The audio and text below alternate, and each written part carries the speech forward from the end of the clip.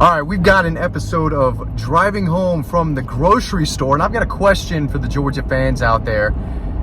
This is the offseason of winning back-to-back national championships. Is this the peak that we are going to see from the Georgia Bulldogs under Kirby Smart? That's the question. Is this the peak?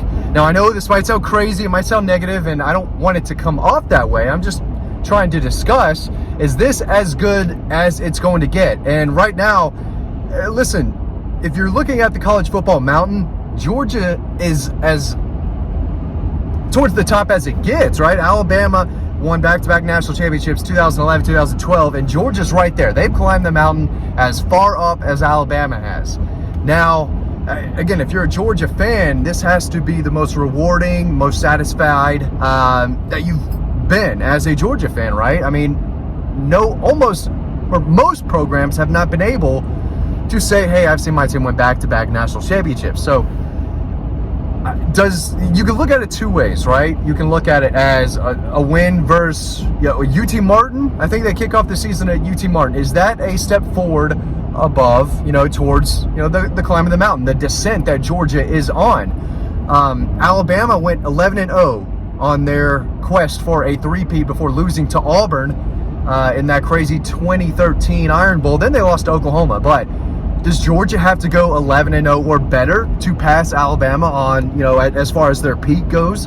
And I'm not saying that Georgia's not going to win another national championship. I think they are going to win multiple national championships under Kirby Smart. So they're going to have that feeling, and they're going to be high on that college football mountain for a long, long time. But I think to get as good as to where they are now or get to the level they're at, you've got to win back-to-back national championships or better. And Georgia fans have become spoiled now, right? These Sugar Bowls that matter but don't matter anymore. To Georgia fans, recently it's been playoff or bust. Now that they've won 2 straight national championships, every year is championship or bust. So that's how far they are on the mountaintop. And listen, Florida fans have never seen their team this far on the mountain. I don't know if I said Tennessee fans, but them too. Everyone other than Alabama, I guess Nebraska won back-to-back. Oklahoma's won back-to-back, I think in the 70s. But right now, no team in college football has been on top of the mountain the way Georgia has since Alabama. So do you have to win 3 national titles to have a better feeling than Georgia had after beating TCU, just pouncing on them? Again, Alabama didn't win their second consecutive national championship by 88 points, whatever that score was, the national championship. I almost forget what it is, 65-7, was that it?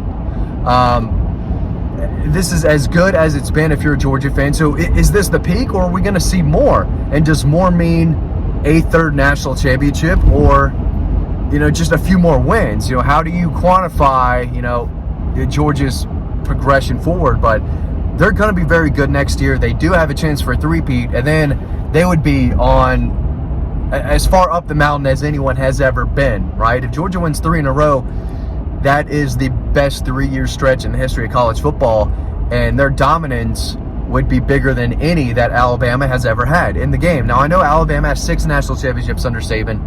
Kirby's got to get there to pass Nick Saban, but as far as the climb up the mountain, I keep referring to that, the college football world, the landscape, the mountain, Georgia is as far up there as we've seen in a long, long time. And if they win 3, that's it.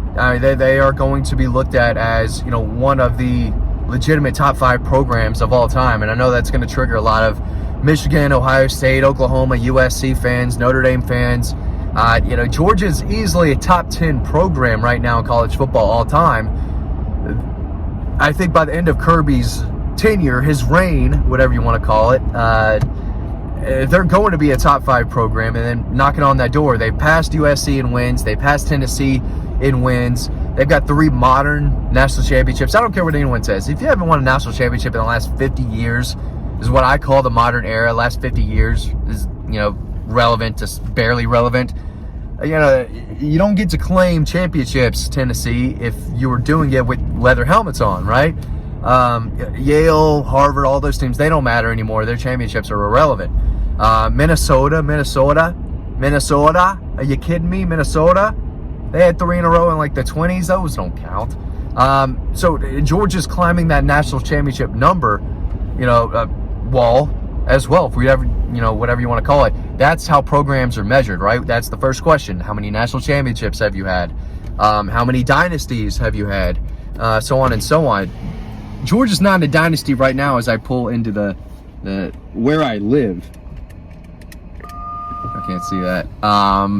You'll get to see maybe some of my neighbors, get a feel of where in Forsyth County we are. Beautiful Forsyth County. And on the way home, had to pick up diapers.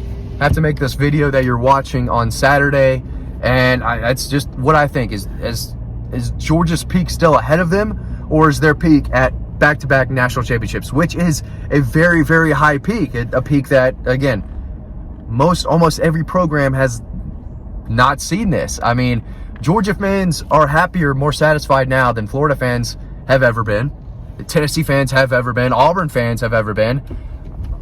All of a sudden, all right, we're good. Like the Dogs, like Kirby, they've got something going. I think their peak is still ahead of them, and I do think that they will have more national championships on the way. I'm just wondering, is this as good as it gets? Back-to-back national championships. Probably not, since they have a good chance of running the table next year. But is next year a complete disappointment if they don't win the national championship? I think most Georgia fans would say yes. That's what Kirby's done. He's got the fan base so spoiled, right, that if it's not a championship, it doesn't matter.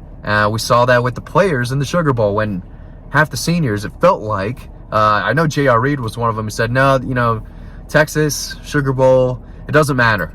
We're not playing in this game. We're going to prepare for the draft. And J.R. Reed didn't get drafted. But he sure set out that Sugar Bowl because these games don't matter to them anymore. And it's sad. The Sugar Bowl used to mean something, even against Hawaii. It was a big deal. There was no championship, implications on the line. But if you're not in the playoff, it's a major letdown for the players, the fans, the staff. They want to be in a Final Four every year. Could you imagine if people treated the college football playoffs like the basketball Final Four? I guess it's tougher to get to the Final Four in college basketball because there's a massive tournament and there's just more good teams. There's more parity than there is college football. But man, if you count Final Fours, if those matter, obviously there's only been a playoff for 8 years, 10 years now. I think the first was in 2014. So yeah, a lot of teams haven't been to the playoffs and and don't have any wins. But if those start to matter down the road, college football playoff appearances and wins, Kirby's 5-0 in the playoffs in games that end in regulation. Nobody has beat Georgia in the playoffs in 60 minutes. Their only loss obviously came to Alabama, national championship a few years ago, and Alabama had to beat them in overtime. In games that end after 4 quarters, Georgia's undefeated in the playoffs. So in the biggest games, that's what matters. And they're going to keep rolling. I do think that they're going to win at least 2 more national championships with Kirby being the head coach. Maybe more. He wants to catch Saban. He wants that 6th. He's got an ego just like everyone else. And they could very well get 3 in a row. And that would be a peak that nobody has touched. I'm not counting Minnesota and their team back 100 years ago. Doesn't count. This would be the greatest stretch in college football history and borderline with American sports. And the Bulls had 2 3-peats. The Lakers had a 3-peat. I don't think there's been a 3-peat in baseball. I don't think that'll ever happen. The Braves might do it one day. In the NFL, I don't ever see it happening. Maybe did it happen in the NHL? Did the Islanders, did they win 3 in a row? Maybe it was 3 out of 4, something like that. So it's something you don't see very often, but it's something that I think Georgia could get to in a realistic way. We've talked about the schedule. We've talked about the talent that's coming back. A quarterback who has been on the team, on the roster for a few years now, Todd Monken. If he stays, it's going to have that offense rolling. The secondary is going to be very good. The linebacking core is going to be very good. Needs some more guys to step up on the defensive line, but the talent is there, and it's experienced. You've got a lot of veteran guys on the defensive line, along with some young dudes. Michael Williams is going to be a sophomore. He's going to have a massive year. Same with Bear Alexander. They've got a lot of freshmen coming in there, so very talented, very deep. I expect them to have a national championship run, and maybe that's the peak. Maybe that's the peak. Next year, a three-peat. But have they peaked already? That's just a conversation that I'm having with you today in the offseason on the weekend. Thanks for watching this video. Stay tuned for the next one coming up right now. I'll see you over on Dog Post.